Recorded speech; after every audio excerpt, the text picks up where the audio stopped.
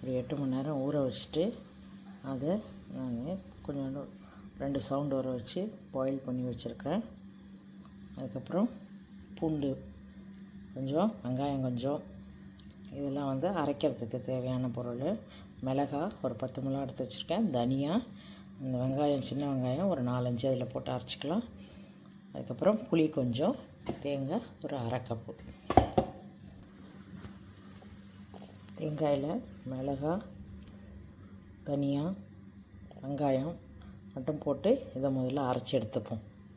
நம்ம அந்த தேங்காய் இதை அரைச்சது இந்த அளவுக்கு நல்லா நைஸாக அரைச்சிடலாம். இதை அரைச்சி எடுத்து வச்சுட்டு ஒரு கடாயில் ஒரு 2-3 டேபிள் ஸ்பூன்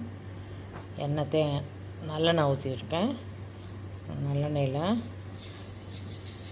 கடுகு போட்டுக்கலாம். வெந்தயம் கொஞ்சம் அரைச்சிக்கலாம்.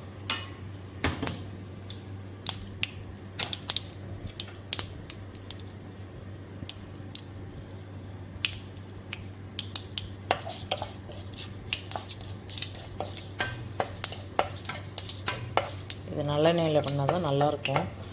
அதனால் நல்லெண்ணெயில் பண்ணுவோம். இது வந்து கருவேப்பிலை கொஞ்சம் போட்டுக்கலாம். போட்டுட்டு நம்ம உரித்து வச்ச வெங்காயத்தை நான் முழுசாக போட்டிருக்கேன். உங்களுக்கு வேணால் நீங்கள் கட் பண்ணி கூட போட்டுக்கலாம்.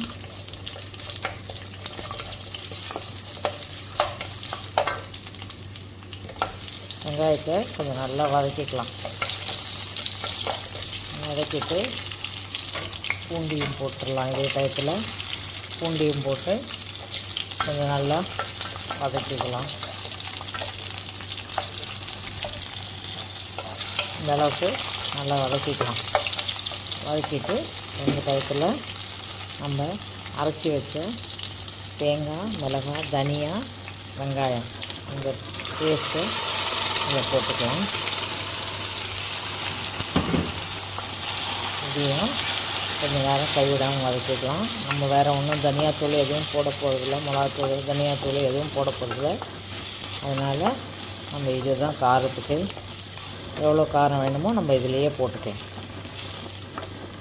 இல்லை உங்களுக்கு சேப்பு மிளகாத்தூள் சேர்க்கலாம், கலராக கொஞ்சம் தெரியணுன்னா இந்த டயத்தில் கொஞ்சம் red chilli, Kashmiri red chilli powder சேர்த்துக்கலாம்.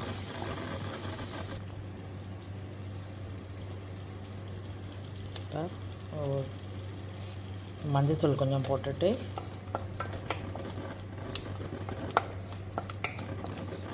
இதுக்கு தேவையான, இந்த டிஷ்ஷுக்கு தேவையான உப்பு, காராமணி வேக வைக்கும் போது கொஞ்சோண்டு உப்பு போட்டிருக்கேன். அதனால் இந்த மசாலாவுக்கு மட்டும் உப்பு போட்டால் போதும். மசாலாவுக்கு தேவையான அளவு உப்பு போட்டுக்கலாம்.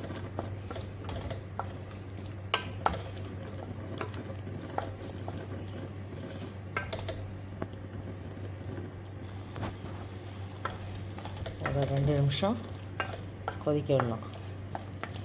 கொதிக்க விட்டுட்டு இப்போ நம்ம காராமணியை இதில் போட்டுருங்க.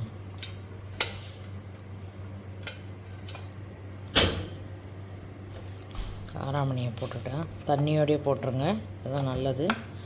தண்ணியோட அதை போட்டுட்டு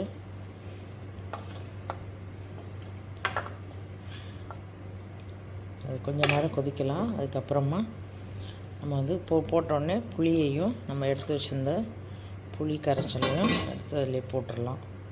ஊற்றிட்டு ஒரு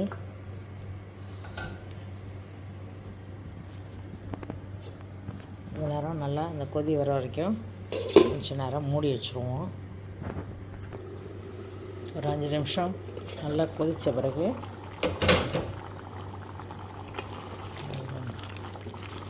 அதெல்லாம் நல்லா சேர்ந்து வந்துடும்.